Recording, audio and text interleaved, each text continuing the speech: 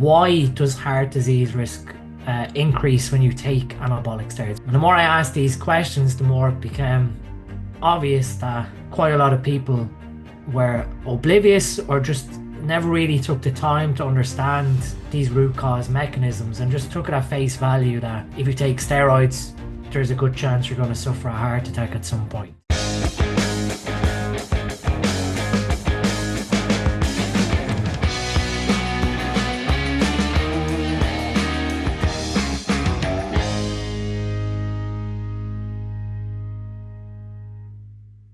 Before you listen to the podcast, please subscribe to our channel and tell us in the comments below, who do you want us to host next on our podcast?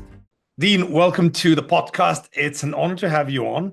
I've watched a lot of videos from you, so I'm happy to host you. I'm happy to give my listeners and my followers the opportunity to pick your brain just a bit with my help. So welcome. Thank you very much, Alice. It's an absolute pleasure. I'm very much looking forward to the conversation that we're going to have ahead. I've heard on the market that you are an elite level expert on many topics actually, from nutritional supplements that people do not know. And I've heard that you've been involved in quite some formulations that we use on the market, probably. Yeah. So I'm the formulator of a UK-based company called Supplement Needs. So myself and my friend Lee started creating the Supplement Needs range back in 2018. So we're still here 6 years later, with the company pretty much gone global at this point. And I think I've got a lot of thanks to give to the online space, social media, for the reach and the following that we've managed to gather through the education I've delivered online. Oh yeah. And then the second field that you're quite known for are, the PEDs, so the performance enhancement drugs. So how did you come into that field? You're coming from with a pharmacology background, and Yeah, so yeah, yeah, continue. Sorry. how did that happen? How did you end up in here, in the fitness field and the fitness space for that? So I always attribute it to my wife or my girlfriend at the time. Um, After I finished my degree in chemistry and pharmacology, pharmaceutical chemistry, I was a chemical engineer. I was in a pretty senior position as a chemical engineer, and then at one point I took a leap of faith to do something that I love, and that was to join Supplement Needs full time. So something that I was just, I was involved with on a part-time basis alongside Lee. Taking that leap of faith was as a consequence of delivering the online education towards the health risks and detriments of anabolic steroids. And what I done was I took it from a conventional medicine perspective. So obviously we utilize drugs to treat symptoms. I became fascinated in the theory of functional medicine, which asks the questions of why do you have the problem and what is the root cause biological mechanism for the problem occurring. So I effectively married the concepts of functional medicine into the health implications of anabolic steroids. So when you take anabolic steroids, one of the stigmas is cardiovascular disease, heart disease risk. But why does heart disease risk increase when you take anabolic steroids? What is the functional mechanism? And the more I asked these questions, the more it became obvious that quite a lot of people were oblivious or just never really took the time to understand these root cause mechanisms and just took it at face value that if you take steroids, there's a good chance you're going to suffer a heart attack at some point. What I began to realize was the likes of cardiovascular disease, there is correlative risk to cholesterol, to bad LDL cholesterol, but one of the other root causes of plaque formation is oxidative stress. So the damaging of your cholesterol, and that generates what are called foam cells from your immune system, and they aggregate together to create atherosclerotic plaque. So by delving into these root cause mechanisms of how anabolic steroids create the disease, again, kidney disease coming from high blood pressure, liver disease coming from androgens or anabolic steroids, stopping your stem cells from repairing your liver, like going deep into the academic research to put all these answers together.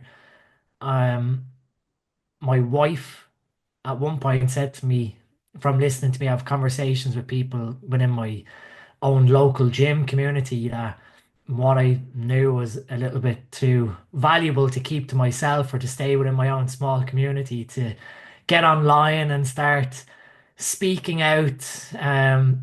I started interacting on a well-known UK bodybuilding forum, and that gave me a huge following from just having a no nonsense approach of trying to put people's health first, to make them see what potentially they were doing wasn't necessarily correct, and trying to offer a solution or some guidance on potentially how to continue bodybuilding, continue utilizing perhaps anabolic steroids, but doing it in a way that is more, um, I guess, risk averse. So they're avoiding potentially some of the side effects by understanding these potential interactions.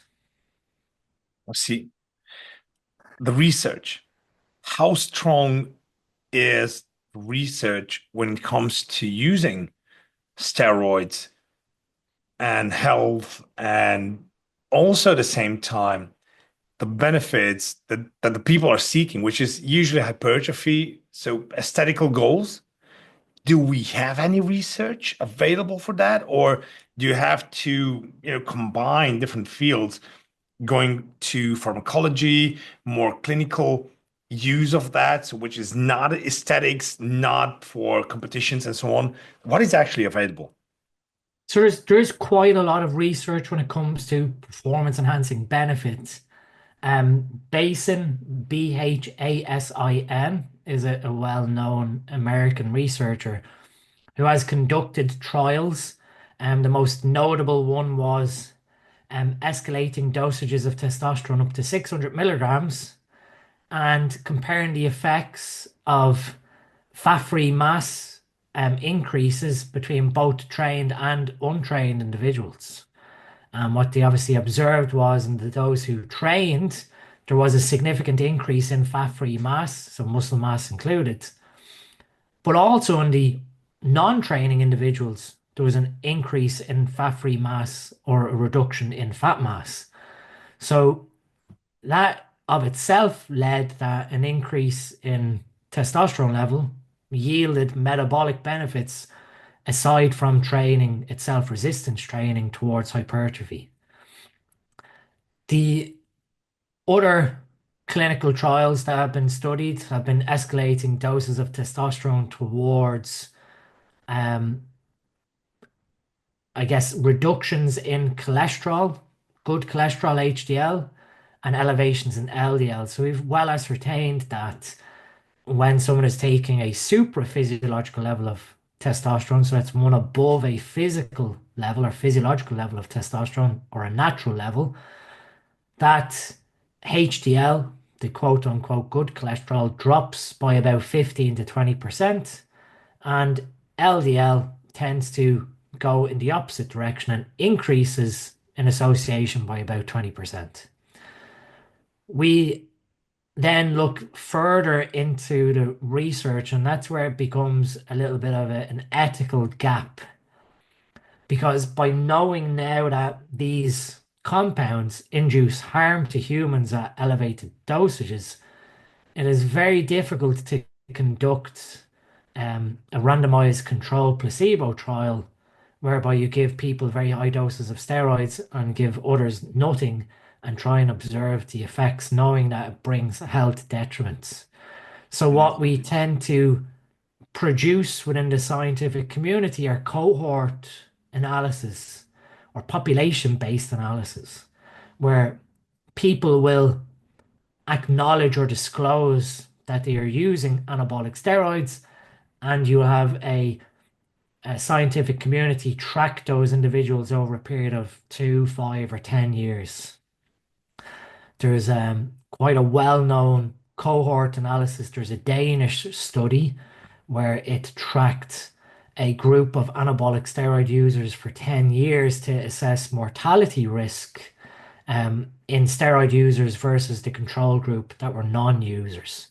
And they were able to create a risk profile that the mortality risk of an individual utilizing anabolic steroids was nearly threefold that of the controls who aren't using. But a deeper layer to that correlation is those who use anabolic steroids partake in other practices such as polypharmacy, stimulant abuse, pharmaceutical abuse like prescribed prescription medicines, dietary supplements. Their quality of nutrition can be insufficient. There's quite a lot of things that factor into a bodybuilder to speak, that it's not as black and white to say that if you take anabolic steroids, you're at threefold risk of having a mortality event. It's a lot more complex beyond what is often made to seem simple. It's not actually the case. How can we decrease? I mean, before we even go into that, I think it's worth mentioning that this is not a medical advice. Just depending on which market are you listening to that. That's number one. Number two, it's more or less discussing the research, the data that we have, and the experience that is provided to us. So just that mentioning. But so let's say that hypothetically there is someone using, how can they minimize the risks by taking PEDs? So there's quite a lot of us within the academic community that have generated quite useful evidence-based guidelines when it comes to performance enhancing risk reduction. And at the top level, it's an open, honest conversation with medical practitioners to perform, whether that is public or private, blood work analysis so that they are not naive to the health detriments that are occurring within their body. So there should be a trend or a gathering of data over the period of use, assessing how that change in health data is occurring versus their normal baseline. And so from that data, they're able to assess, similarly to what we spoke about a moment ago, the elevations in LDL cholesterol or the lowering in HDL. What strategies must be incorporated there to reduce the arterogenic profile that's generated from that? Is it more cardiovascular activity to stimulate HDL to be produced? Is it having more antioxidants or polyphenols in the diet to reduce oxidative stress? Having an emphasis on glutathione, mitochondrial optimization in order to reduce the oxidative stress even further? Paying attention to blood glucose regulation and iron metabolism? Looking at their sleep, and obviously one of the effects that we are slowly associating to anabolic steroid use is neurodegeneration. So what other strategies do we need to implement to offset the effects or the negative effects that steroids can have on our neurochemistry?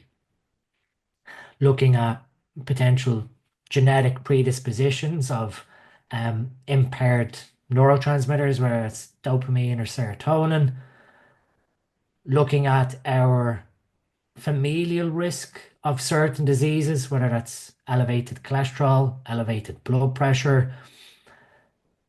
With the elevated blood pressure, it brings potential kidney disease risk, due to the silent accumulation that blood pressure can induce towards one's health.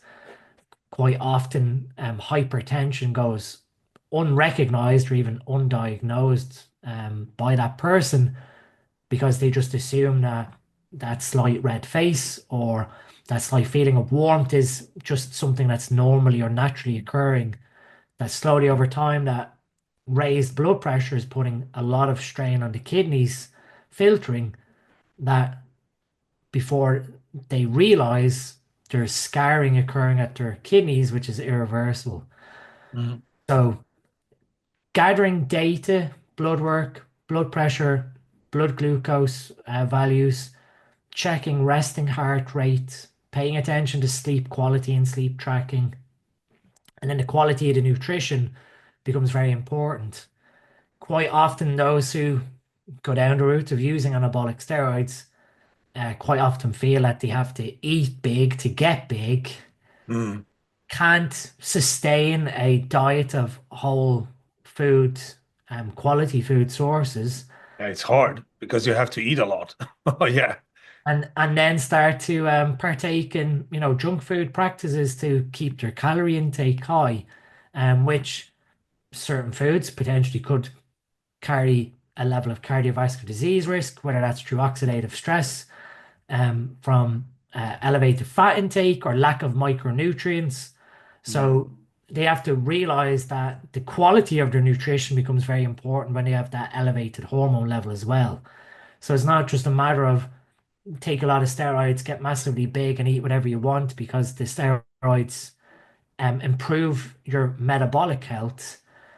It's that you're going to increase oxidative stress as a consequence of increased muscle protein turnover. So cellular division increases with that increase in testosterone level, which is one of the artifacts of how we generate more muscle tissue. The muscle cells are dividing and elongating, but also that when that process occurs, the mitochondria at the very cellular core level are generating energy, and a consequence of that energy production are oxidants like hydrogen peroxide and the likes of such that our antioxidant system deals with. But if there's other insults occurring or that rate of um, energy production or cellular turnover increases, you might not have the antioxidants to keep up with that demand.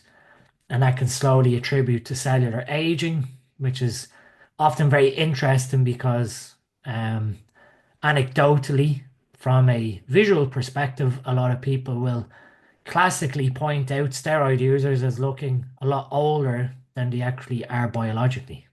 Mm. But would there be, mm, let's say, a situation where the benefits would outweigh the risk or the cost of using something like that? Like, let's go into TRT, for example. There are we can talk about burnout CEOs that are, really immensely under stress and so on. Would that benefit of a TRT outweigh the risks and the cost of it? So this is always a very interesting question because the way I always propose it is very similar to someone optimizing their testosterone level from an athletic performance perspective.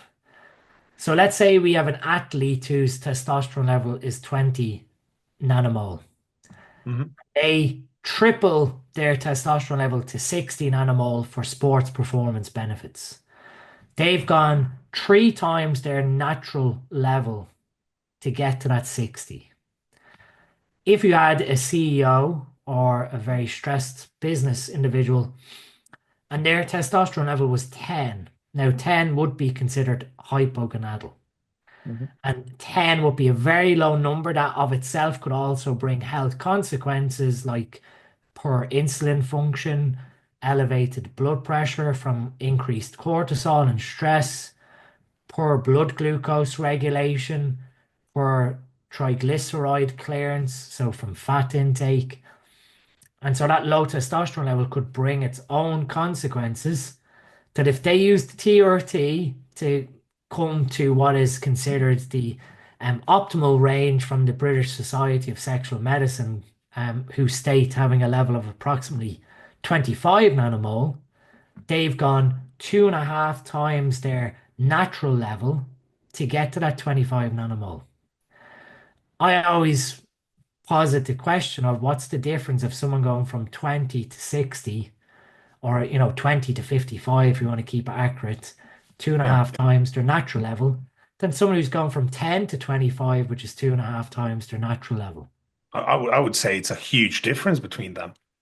So you'd think that, and would be a correct assumption, but we'd have to then look at what effect does that increase of 10 to 25 have reflective of 20 to 55 in terms of if that person has genetically evolved with that testosterone level of 10 and now they're going to 25, their underlying genetics, which is what really that genomic response, so the testosterone acts on your genetics to keep it simple, will change your epigenetic profile for the long term.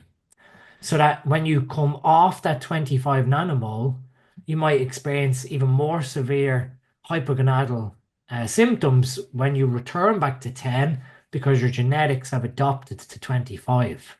So that would mean that you have to stay on it for Uh, forever. pretty much, in my assumption, this is what I feel. I might be incorrect in that assumption of myself, but I've seen blood work from individuals who have stayed on TRT chronically, so IFBB professionals who have then, reached a crossroads in their, mid 40s, late 40s, and went, I'm not taking TRT anymore, and they want to restore their natural function. And Mm. what you observe is within 6 months, a lot of their metabolic markers like triglycerides, ferritin, blood glucose, all change dramatically worse because that genomic response, their genetics is looking for that level, higher level of androgens than where they've fallen back to naturally, which in theory, the genetic profile from going back to being natural should reverse itself, but then there has to be a risk decision of how long can you wait for that genetics to change back to baseline when you've got a high risk of cardiovascular disease from raised triglycerides and blood glucose. So when we're looking at optimizing TRT, it is a fantastic intervention, but one of the long-term consequences that has to be considered is that it could be an intervention for life, depending on what changes in the genetic makeup. What about depression? I noticed a meta-analysis. It was a while ago. It might be 2018, 19, something like that. And they compared antidepressants to testosterone intervention. And from what I've seen from the study, the testosterone intervention had less negative impact and better results to antidepressant. What do you think about that? So when we look at the pharmacology of antidepressants, it's very interesting because a lot of the mechanistic data that we have for antidepressants tend to be abstract assumptions on what we're trying to derive on the effects of how they're occurring. And that comes from obviously a cell-based analysis. So when someone potentially has depression as a consequence of um, low dopamine, so there's low neural drive for that person to engage in society, or they just don't feel um, adequate. Improving testosterone levels can significantly improve their dopamine transmission of their brain, which is going to allow them to feel more positive in themselves, feel like they're making a more positive contribution to those around them. It creates a higher sexual desire. So when we're looking at the underlying root causes of depression, when we're trying to assume from that functional medicine perspective, what is the driving root cause of the depressive symptoms? A serotonin deficiency is one side of the mechanistic data that we assume. The other sides can be the lack of dopamine from a hormone perspective, even having poor thyroid hormone conversion to the active T3 form. Having hypothyroidism can negatively affect mood as well and result in depressive symptoms. So the hormones of themselves seem to be one of the key drivers towards the actual neurotransmission itself than what's going on at the synapse, where classically that's what a antidepressant is influencing, whether it's the transporter of the neurotransmitter or the recycling of the neurotransmitter back into the synapse. I think one of the other um, interesting mechanisms for depression comes down to genetics surrounding the MAO enzyme, so the monoamine oxidase enzyme. And that is what classically is one of them that breaks down serotonin in the synapse, MAOA. Quite often people don't realize, but they have fast metabolism genetics of serotonin. They have a very fast MAO enzyme. And that classically was what MAO inhibitors worked off to inhibit the action of MAO. So if you have that very fast MAO enzyme, in order to keep up with the demand of your brain breaking down your serotonin, you either take the antidepressant or you address your nutrition and keep, higher levels of tryptophan going into the brain or 5-HTP in order to generate serotonin. So I definitely think a lot of um, potential mood disturbance, depending again on what the blood work profile is saying, could probably be corrected through hormone optimization. And that doesn't necessarily mean jumping straight to TRT. It could be something as simple as addressing sleep hygiene, Mhm. optimizing mitochondria function. So the mitochondria are what create testosterone for us. And we all think that the testicle is where testosterone is made. There's a special type of cell in the testicle called the Leydig cell. Luteinizing hormone that's made in your brain allows cholesterol to go into the Leydig cell, and then the cholesterol is transformed in the mitochondria to pregnenolone, then progesterone, then androstenedione, and then testosterone. So the mitochondria are actually the powerhouses of energy, but also the powerhouses of hormone production. So optimizing mitochondria function, again, if someone's very, very stressed, progesterone, which is one of the precursors, converts to cortisol. And so you're now being robbed of moving to the end point of testosterone production due to being so chronically stressed. Progesterone is also an anti-inflammatory hormone. So if there's blood glucose dysregulation, the progesterone is going to try and attempt to help with that blood glucose dysregulation. So you're losing testosterone there also. Higher levels of body fat is going to raise aromatase, which is going to again rob you of testosterone because you're converting it to estrogen. So whilst I am very much um, in favor of testosterone replacement therapy when it's warranted, quite often it's probably not necessarily required as the first intervention, but Could be it's quite lifestyle changes. often. Exactly, but it's quite often the very easiest intervention to intervene in someone than getting into the nitty-gritty of nutrition, sleep, Mhm.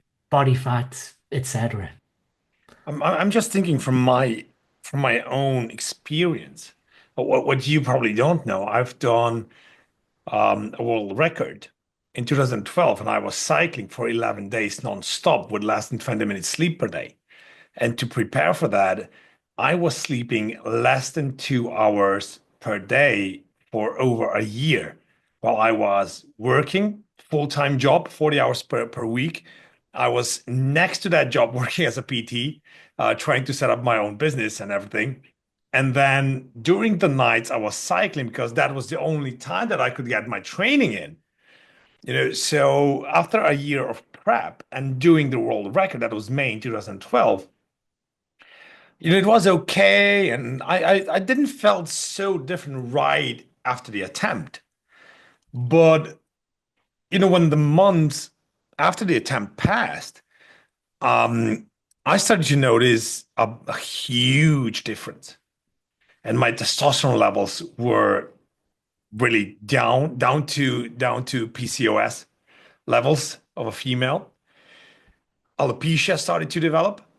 So, it was a bunch of big problems that I couldn't solve. And I tried, since I'm in the fitness industry, I knew everything about more healthy eating and so on and so on. But it didn't matter to me how much I could sleep. I would always wake up really tired, exhausted, no drive and so on. So I started to do a lot of different stuff for 6 months. And after 6 months, when nothing changed, then I decided, okay, maybe it's time to help myself the other way. And it helped. Absolutely. Yeah, and it would. I mean, when we look at um, testosterone deficiency, we have two clinical root causes. Primary hypogonadism, which is the primary failure of the organ of creation, which would be the testes. So the Leydig cells have become irreversibly damaged, or the mitochondria have become irreversibly damaged. And then you have secondary hypogonadism, which is normally an ailment of the secondary organ, which would be the brain. So the brain produces the fertility hormone. The fertility hormone stimulates the testicle to produce testosterone. With secondary hypogonadism, quite often it can be an issue with estrogen. So estrogen will negatively suppress the brain. Interestingly, we have evolved as males that our brain doesn't necessarily track our total testosterone level for um, uh, normal HTPA function. It checks the estrogen level. And so if the estrogen level is too high, it intelligently makes the assumption that testosterone must be too high because of the conversion process. And so it puts the brakes on the fertility hormone release because of it. The other side of it is that you can have um, neurological failures within the brain where the kisspeptin neurons, for a little science lesson, kisspeptin and gonadotropin releasing hormone neurons can become damaged. And so you don't produce enough LH and FSH from the brain anymore to stimulate the testes. Quite often you do see with cyclists that you see impaired testicular function because of the compression induced with cycling. Mm, And um, obviously, with the compression and the generation of heat, the there is probably potential, therefore, oxidative stress inside the testicle, and the Leydig cells can become damaged. And so, the no matter what the intervention is, because the cells are dysfunctional, and this is a risk of anabolic steroid use of infertility, it's probably going to be very difficult to reverse that damage. And so the easiest or the most straightforward solution is a replacement dose of testosterone mm, to improve your metabolic health so that you're not at risk of having hypothyroidism, alopecia hair falling out from low thyroid hormone because the conversion has suffered. You're not at risk of depressive symptoms because you might have estrogen dominance causing an imbalance between serotonin and testosterone in your brain. Elevations in SHBG, which effectively are robbing you of any chance of utilizing a low testosterone level. Um, Impaired gut function. When you've got low testosterone, your ability to repair tissue is going to be a lot lower. Your production of IGF-1 from growth hormone, from your insulin. Again, there's a complex interconnection of it all that in that instance, having a low testosterone level, although people try to probably martyr not wanting to use testosterone due to stigma, most in that scenario would benefit from an optimization. mm. Do we have any research on, for example, vasectomy and lowering testosterone? Is there something? Is it, true? Because I know that people are afraid to do something like that, when you're at a certain age and so on.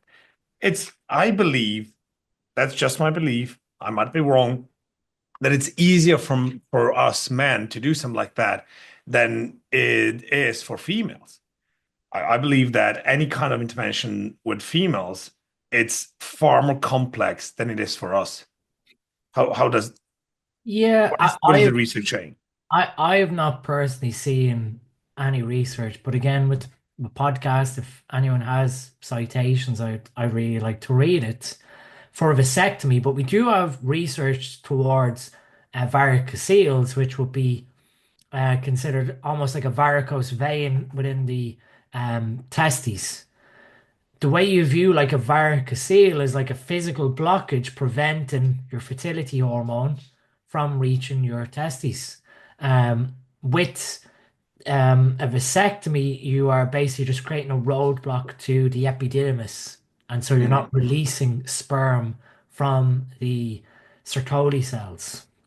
And as a consequence, FSH doesn't reach the Sertoli cells to mature sperm. So there's almost like a starvation and in a sense of reduced sperm turnover, whilst also preventing sperm from being released through the sperm duct to ejaculate.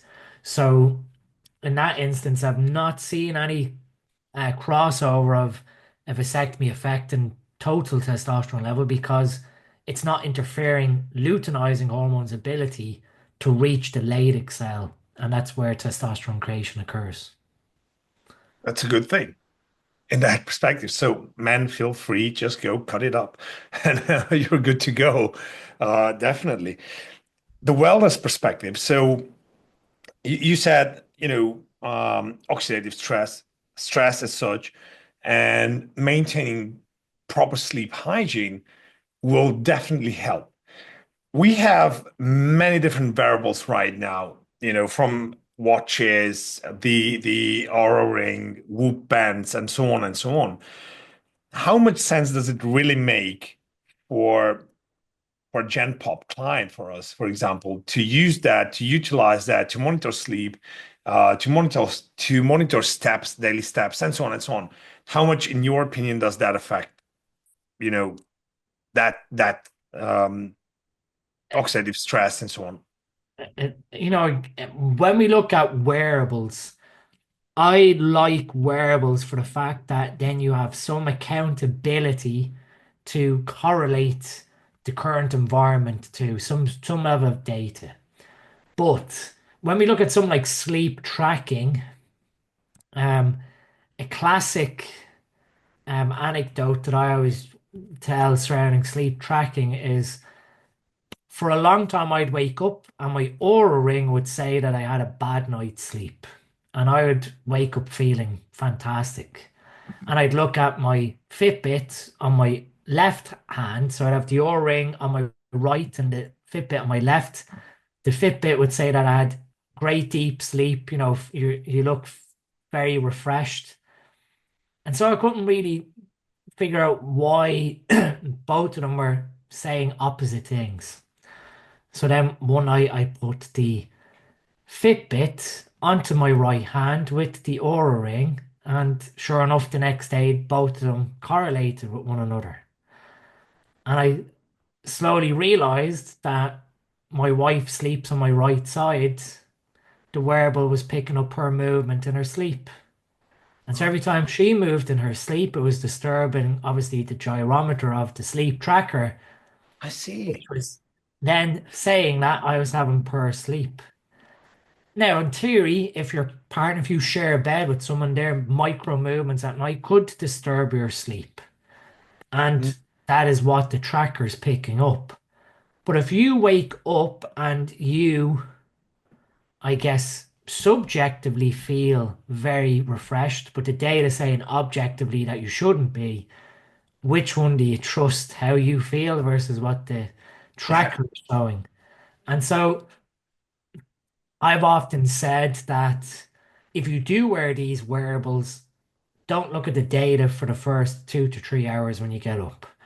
sync them to your phone when you're on your commute to work or when you're at the office, and then have a look at what the data is showing compared to how you felt when you woke up that morning. Mm. Because it almost can turn into a game where someone's trying to get a better sleep score, a better sleep percentage, and they almost become psychologically paralyzed. And if they don't have a perfect night's sleep going to bed, they're more anxious going to sleep, thinking that they're going to have a bad night's sleep. And the other side is when they wake up the next morning and the sleep score is lower than they anticipate, well, then they question, that was a wasted night's sleep to speak. So Mm. the data is useful, but it's not to be used as an ultimatum towards how you feel personally. And it's also as if someone's a coach, using that data, probably what's more important is to look at maybe the sleep efficiency.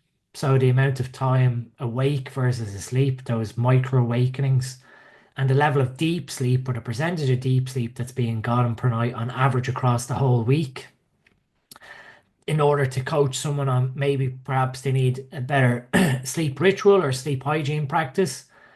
And something as simple as maintaining a regular sleep and wake cycle of going to bed at the same time, waking up at the same time, regardless of the day, whether that's Monday or Sunday, ensures then that your sleep is standardized across the whole week, as opposed to staying up late at the weekend and then sleeping in the next morning and then trying to prepare yourself for bed on Sunday evening to wake up early Monday morning.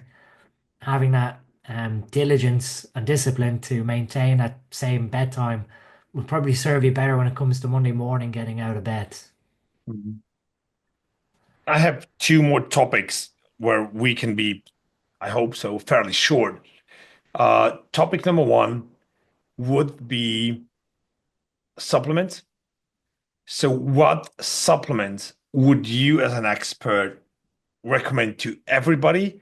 What supplements you are cautious about when you recommend them, and which supplements are complete bollocks? Great question. So, as someone who runs a supplement company, you're always asked, what's the best supplement for X, Y, and Z? What's the best supplement for sleep, for energy, for cardiovascular health, for my liver? It And, depends. you know, it depends is a very short answer and sweet, but normally I'll say it depends on your blood work and it depends on your lifestyle and nutrition. So supplements are, as they sound, dietary supplements. If everyone had the perfect diet, the perfect routine, lifestyle, etc., there'd be no need for supplements because that's exactly what they're designed to do. They're to supplement daily nutrition. But no one really has perfect nutrition. So supplements will always potentially be a part of what we require day to day. When we look at probably what I feel would be the most undervalued supplement and one that I've really tried to make the importance towards is magnesium. Mm. Most people are magnesium deficient, and a lot of stress and anxiety is driven by magnesium deficiency, as is the inability to go to sleep at night. COMT, catechol O methyltransferase, is a methylation enzyme that helps break down estrogen and dopamine within your brain, and its core is magnesium. So, if we don't have sufficient magnesium, we're not going to make sufficient amounts of this enzyme. COMT, because it breaks down dopamine, if we're not clearing dopamine from our brain fast enough or in good quantity, we're going to feel wired but extremely tired. And that's often where someone lies awake in bed at night. They can't fall asleep because they have this perpetual motion of dopamine stimulation in the brain. That's where it's important to have adequate magnesium in order to help facilitate removal of dopamine from their brain out towards its metabolite.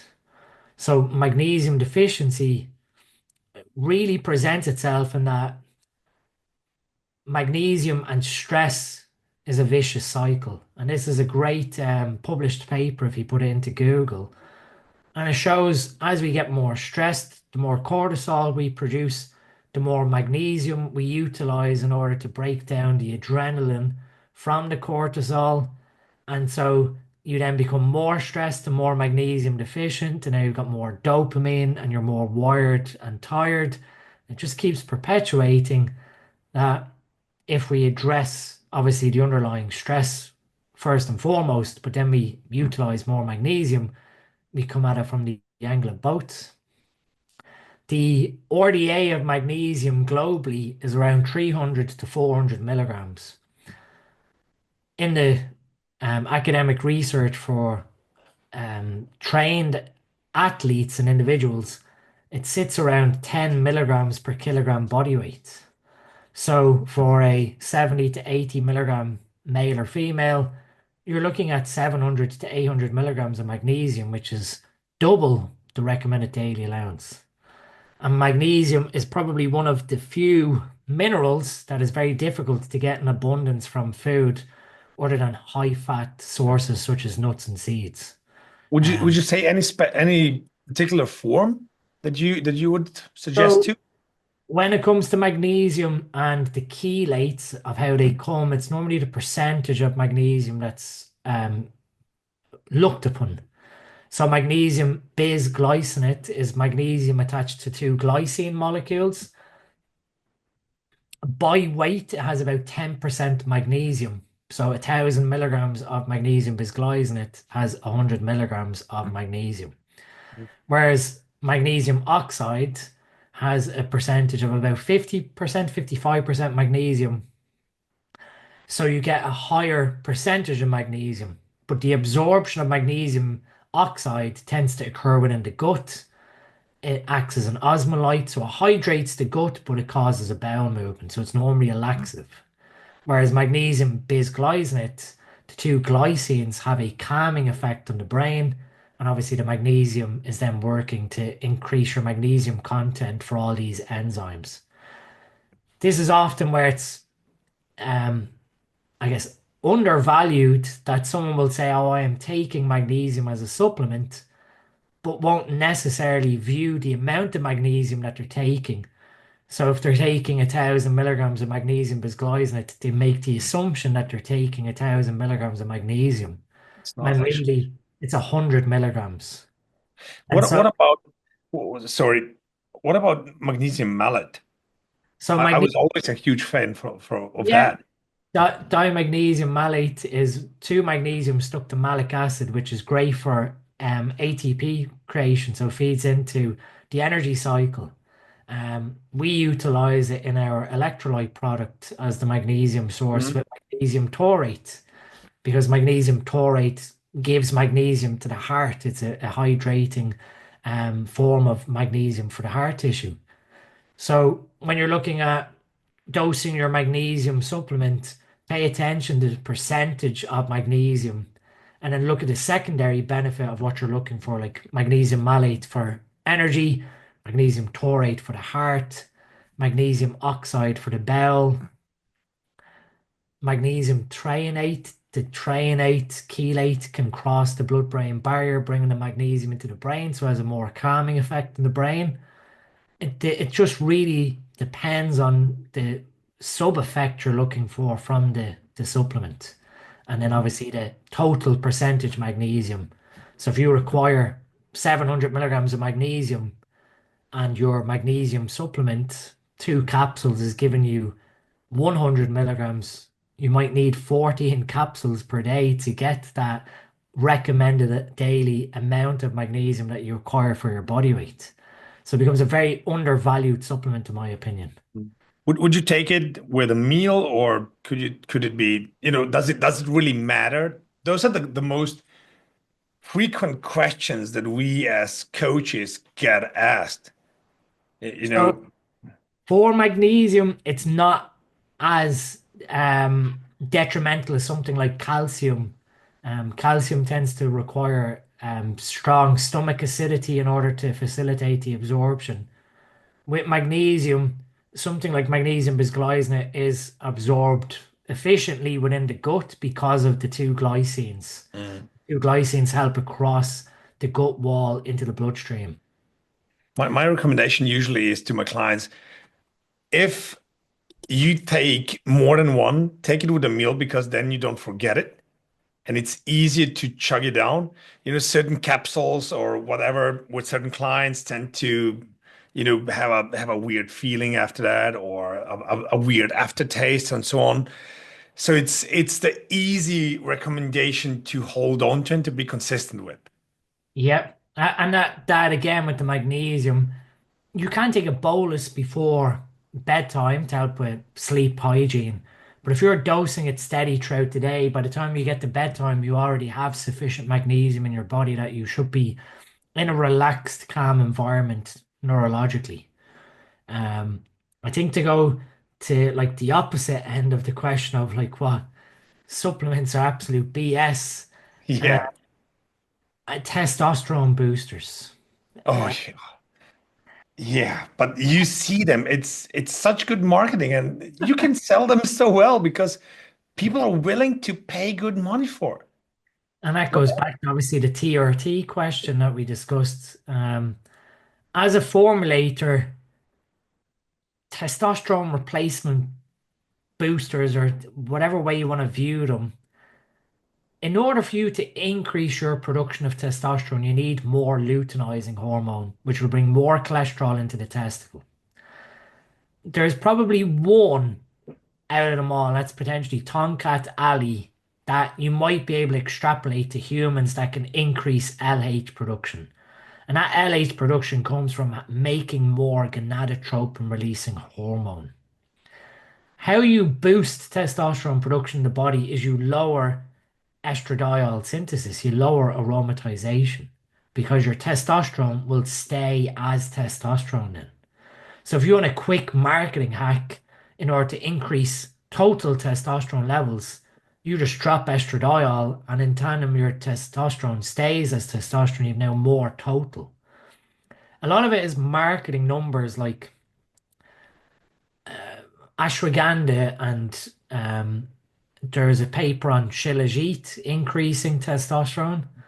When you look at the actual data or even carnitine L-tartrate, the data shows that the testosterone increases by 1 to 2 nanomole, but it's not really statistically significant. Yeah. And so you can make the claim then that the testosterone level increased, but from a physiological benefit perspective and a free testosterone increase, it's next to nothing. And so I've always said, as a formulator, I could never ethically produce a testosterone optimization supplement unless I had hard proof data to prove that it irrefutably done it in humans. It, like I said, Tonka Ali seems to potentially have some anti-aromatization potential, but so do other things like white button mushrooms. They have Yeah. anti-aromatase activity, as does um, broccoli seed extract. So we have, natural foods that can lower aromatase function. Just I could not sell my soul to a fool's gold um, to give someone false belief that spending money on a supplement is going to improve their testosterone. I like the way my previous guest on my podcast, Dr. Mike Israetel, points it. If it's supposed to significantly increase testosterone, it probably does not grow on a tree. I mean, it's one of the best ways how you can put it.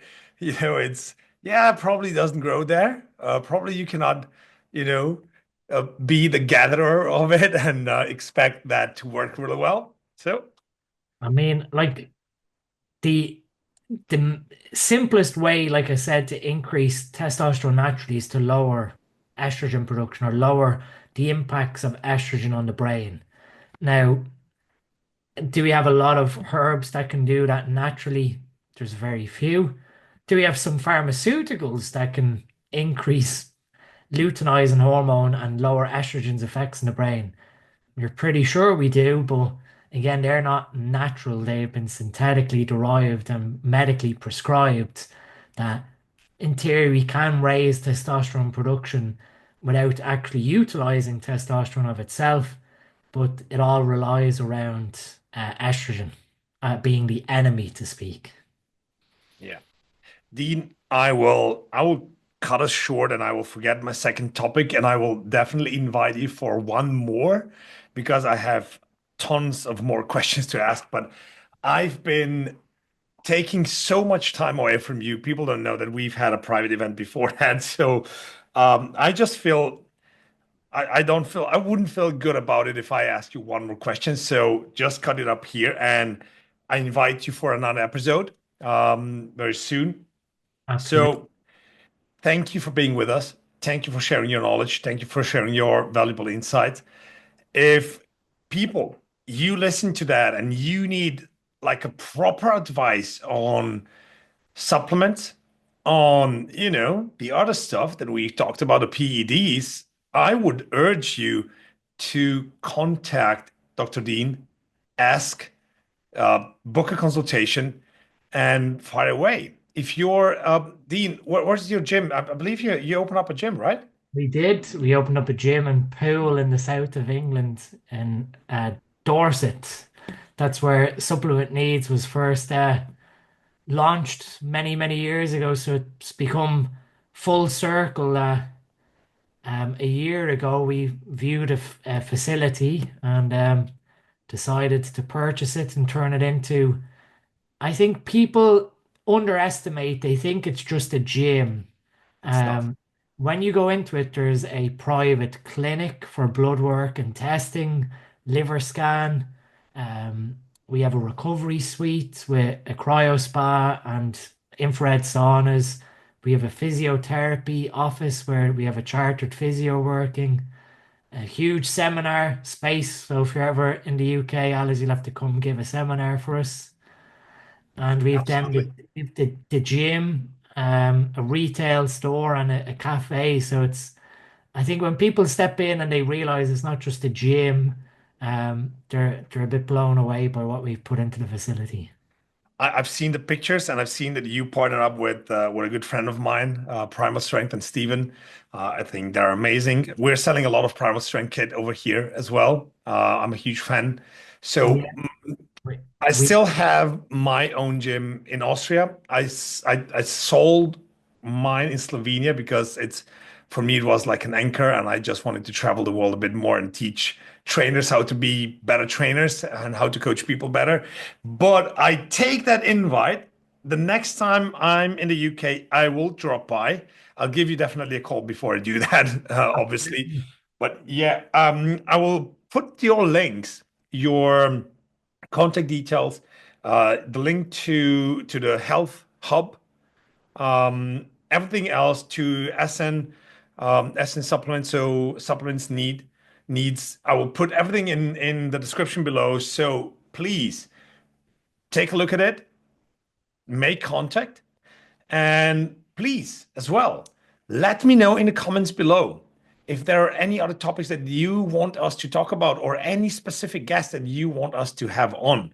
I'm keen to know what you think, what you want, and I'm even more eager to get the right people as Dr. Dean sent Mart over here to the podcast. Dean, thank you so much. Have a wonderful ending of the day because it's quite late for us over here in Europe.